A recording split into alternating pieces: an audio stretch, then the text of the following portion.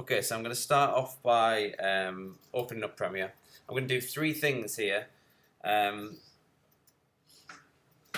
going to use layer blending to blend these layers together to create interesting colour effects between them. I'm going to colour grade them using just some simple colour grading tools in Premiere. And then I'm going to whiz over to After Effects and I'm going to add a particle effect. So those are the three things that basically you can experiment with today, as well as kind of traditional editing, cutting and all the rest of it.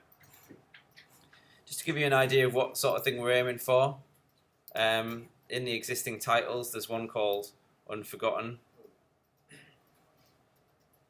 If you were to have a look at that, I'll play you a tiny bit of it while Premiere's loading up. See, what we've got here is kind of colour graded footage. There's a particle effect on there, these little dots floating up, and the footage is kind of layered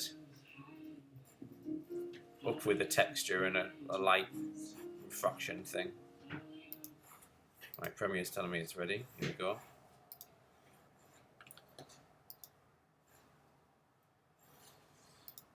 Fantastic. Okay, a new project.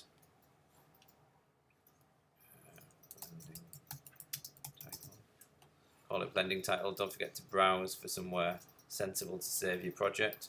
I'm just going to put mine in a desktop, but I'd recommend you use your student folder. Okay.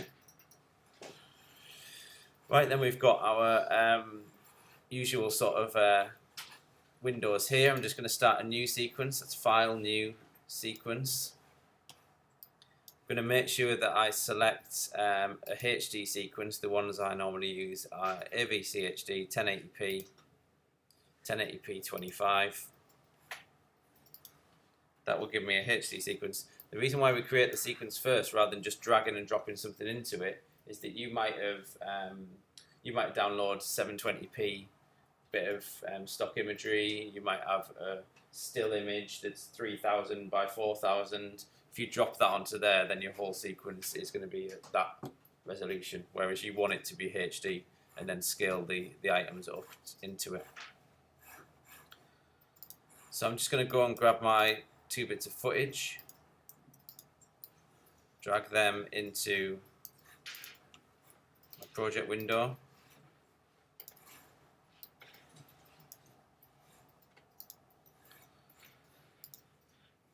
And then I'm going to grab my first bit of footage and drag it across to the timeline. I'm going to see, it says here the clip does not match the sequence's settings. So no, I'm going to keep existing settings because I want to change everything to fit the sequence rather than have the sequence go with the clip.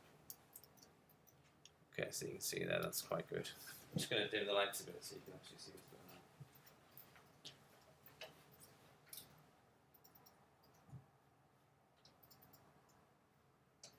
It'll be a weird pause on the video.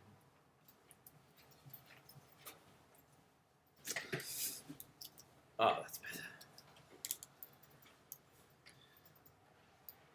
Okay, so I'm going to start off with some, just showing you some blending tools, but I'm going to then go back and do some colour grading and see how that affects it.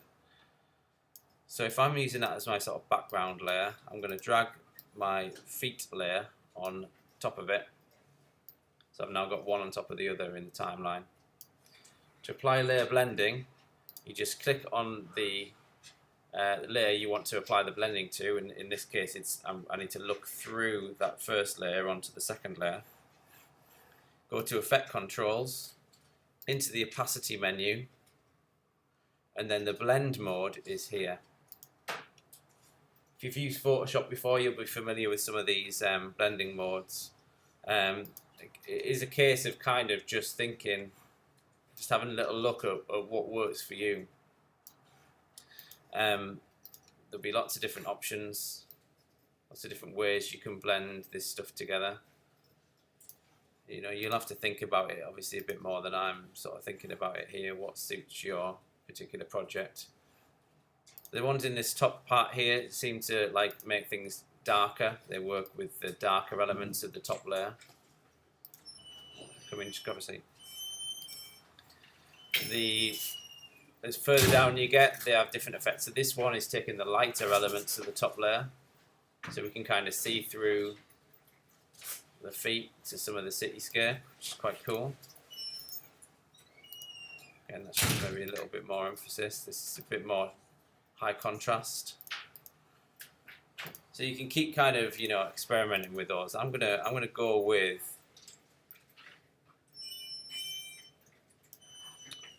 that one of these. Okay, I'm gonna go with that, just for the purposes of experimentation. Now I can start to think a bit about color grading as well. So I don't want this to be white and beige like that. I want it to maybe be, you know, a bit more high contrast, a bit more dramatic than that. So I'm going to go up to the color menu, and in this panel here that appears, just clicked on color at the top there, got various different options: basic correction options, and then what's called creative. I'll introduce a couple of these to you now, but there is a tutorial on a more in-depth tutorial on Schoology. So basic correction just gives me things like exposure, so I can drop down the exposure, revealing a little bit more of the background, contrast, that type of thing, highlight, shadows. It also gives me a temperature gauge, so actually I can take that right down into something quite blue, or I can take it up into something quite warm. You can tint it as well, so you can take it down to greens, or you can mix the green and an orange, pink, blue. That's your kind of like your temperature and your tint. I'm going to leave that as it is, because what I'm going to do is I'm going to go to the creative settings here, and I'm going to have a look at these creative looks. This is basically a library of kind of templates that you can add onto your image for colour, and you can kind of flick through these and see if anything kind of suits. I'm going to look for something quite blue. Day for night, that's quite cool. Yeah, so I'll apply that there, that looks quite cool. And then maybe I'll go back into, no actually I might go back into correction and just drop the exposure down a little bit more. Actually no, that's quite cool. Still in creative, I've got some other options. Faded film will give me a kind of faded out background. Sharpen will make the image sharper, obviously. Vibrance gives it just a bit more punch in the mid-tones. Saturation gives it all over a more punchy colour look. So actually I'm going to take the saturation up a little bit there. If we go down here as well, we've got these two colour wheels which allow you to tint the shadow or the highlight. So because this is quite bright down here, I could even put that onto a blue tint. It's actually quite extreme because of the saturation.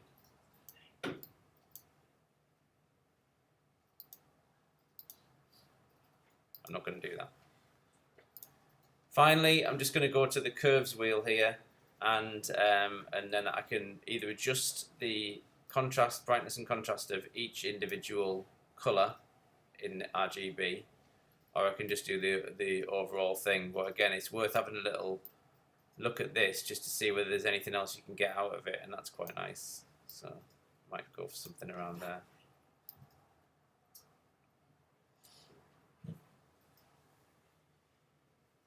And the actual imagery itself's looking quite cool there. So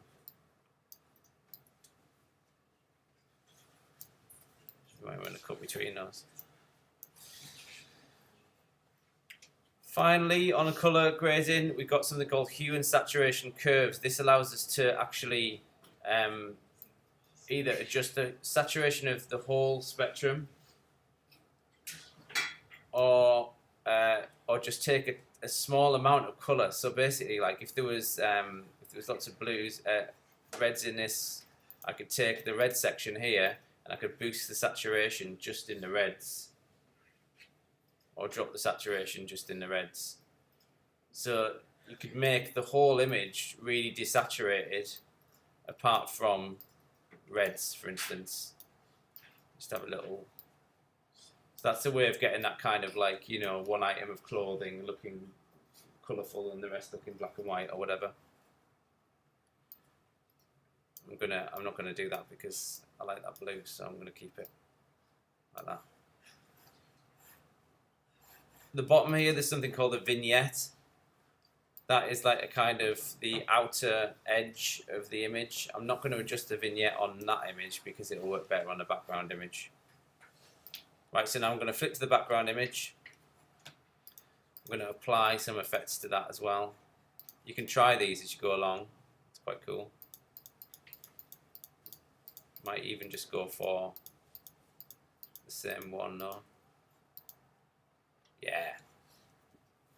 They're looking really blue.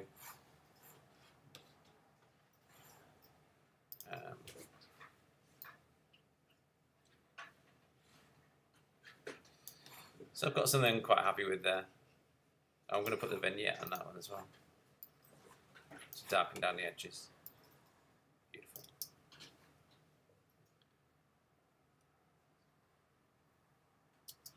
Okay, so I've got 2 layers now, and I've done blending and I've done color grading.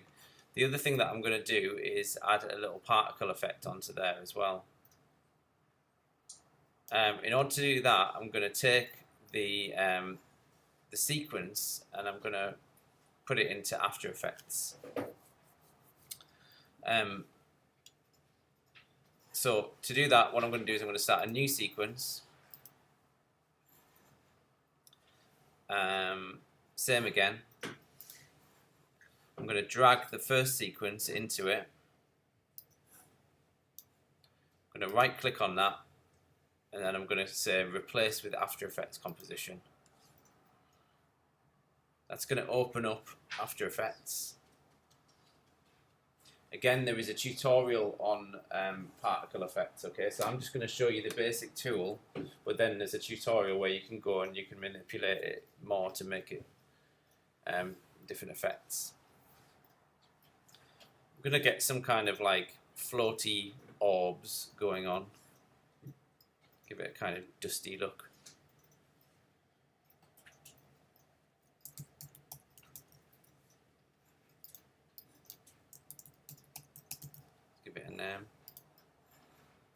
Save it on desktop. It imports all your layers of the sequence, so it means that basically you can then start working over the top of this in After Effects. I'm going to create a new layer, a new solid, sorry. Doesn't matter what color it is as long as it's 1920 by 1080. So it's the size of your composition. Then I'm going to go to the effects menu. I'm going to go to simulation, and I'm going to select CC particle world. What this does is it kind of generates particles. So at first it'll just give you like a kind of spray of particles like that. And then what you can do is you can alter a load of different things about these particles, how they react to the world, to make different effects. So I want a kind of floaty sort of like particle type thing. So I need to alter some things about this. First of all, I'm gonna look at the producer and I'm gonna make that a lot wider, so that they cover, so that they're not just coming out of one spot in the middle.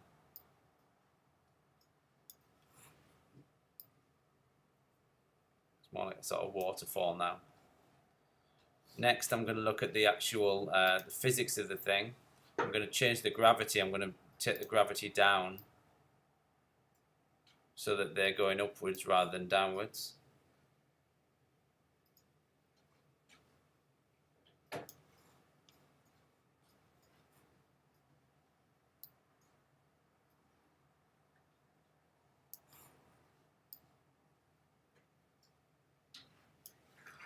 And I'm going to take the velocity down slightly, which is the sort of the power at which they fire out of this sort of particle cannon.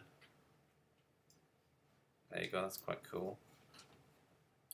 Next I'm just going to have a little look at the particles themselves. They're lines at the minute, but I'm going to change them to faded spheres. No, I'm not. I'm going to change them to faded spheres, not shaded spheres. Spheres. Just have a little look at this now. Going really fast. And I don't want them to go that fast, so I'm going to go back to here, the birth rate. I'm going to take the birth rate right down, which is going to mean that they're not going to appear quite so quickly. They are going really fast still. So I'm going to go back to physics. I'm going to put the resistance right up. It's going to slow them down a little bit. Yeah. I'm also going to go back to the producer, and I'm going to make it not just wider, but I'm going to make it deeper as well. Just going to bring some of them forward, send some of them backwards. Yeah, it's starting to look quite cool. I'm going to make sure the colour fits with what I want as well, so I'm going to make them more of a blue colour.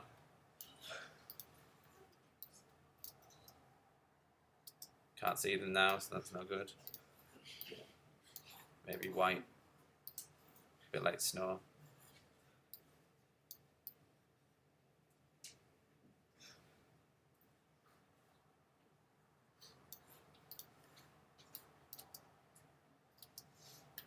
Cool.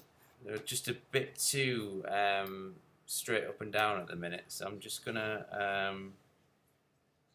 alter some more physics. Let's see if I can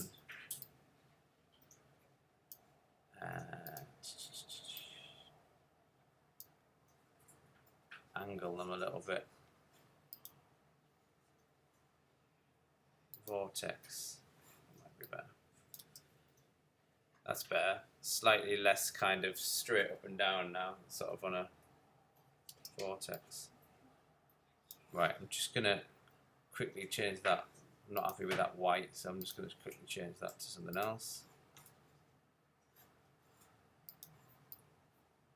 Slightly more interesting. There we go.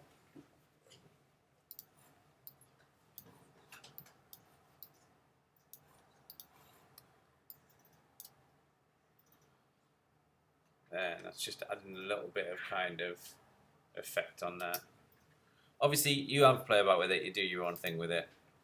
But essentially, that's it. That is the particle effect. So all I need to do now is save in After Effects, and then if I go back to Premiere, that will be applied to that sequence in Premiere.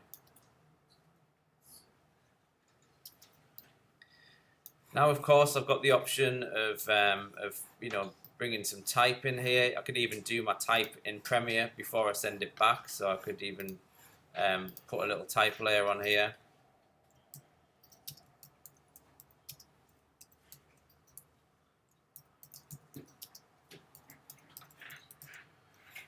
One other thing that I meant to show you, which I'll show you now, is how you can apply quite instant animations to these to type. So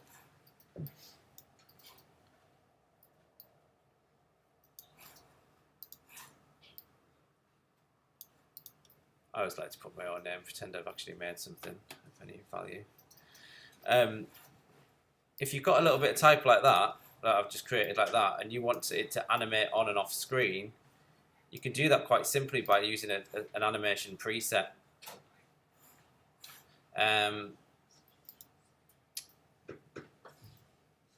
Now they are in effects, so I need to get to the effects panel, wherever that is. There it is. And animation presets at the top. And then there's one called text. And basically within that there's loads of different things you can try. What should I try? Animating. Let's try. A lot of them are really cheesy. Let's try typewriter. Okay. might go with the sort of effect that we're going for. Yeah, that's cool.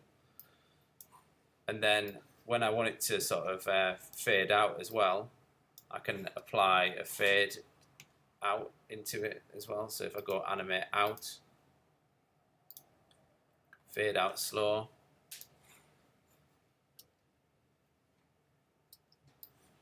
so you've got instant kind of animation on there. Could even do a little bit of a transform as you know how to do this. Start it off there, finish the layer off here, and then I've got a kind of slight bit of movement across.